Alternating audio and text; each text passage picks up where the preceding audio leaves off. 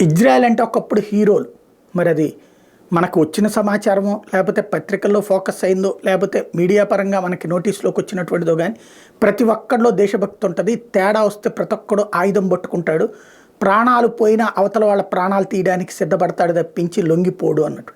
ఇప్పుడు అదేం దరిద్రమో! నెతన్యాహు వెళ్ళినా, దేశాధ్యక్షుడు వెళ్ళినా నిరసనలు. ఏమని? యుద్ధం ఓ పక్కన చేస్తోంది ఇజ్రాయెల్. ఎందుకోసం? తమ బందీల్ని విడిపించడం కోసం.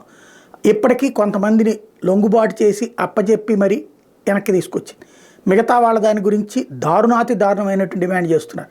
అత్యంత క్రూరులైనటువంటి తీవ్రవాదుని వదిలిపెట్టమంటున్నారు. ఆ తీవ్రవాదుని వదిలిపెట్టడం అంటే హమాస్ తీవ్రవాదాన్ని ఇంకొక 100 ఏళ్ళు బతికించినట్టు. కాబట్టి అందుకు ఒప్పుకోవట్లేదు ఇజ్రాయెల్. ఆ విషయం తెలుసు ఇక్కడ ఉన్న ప్రతి ఒక్కడి. ఎందుకంటే ఒక్కొక్కడు వేలాది మంది ఇజ్రాయెల్ పౌరులను చంపినటువంటి వాళ్ళని విడిచిపెట్టమంటోంది. అలాంటి సందర్భంలో ఇజ్రాయెల్ కఠినంగా వ్యవహరిస్తుంటే విడిచిపెడతారా లేదా, విడిపిస్తారా లేదా వాళ్ళతో మాట్లాడి విడిపించమని ఇజ్రాయెల్ ప్రభుత్వం మీద ఆ బందీల కుటుంబ సభ్యులు ఒత్తిడి తెస్తున్నారు. అంటే క్రమంగా దేశభక్తి చచ్చిపోయింది. చివరికి ఆ దేశం ఏం పోయినా పర్లేదు, మావాడు బ్రతికితే చాలనేటువంటి స్థితికి దిగజారిపోయింది. ఇక చచ్చిపోతోంది ఆ దేశానికి సంబంధించినటువంటి భవిష్యత్తు.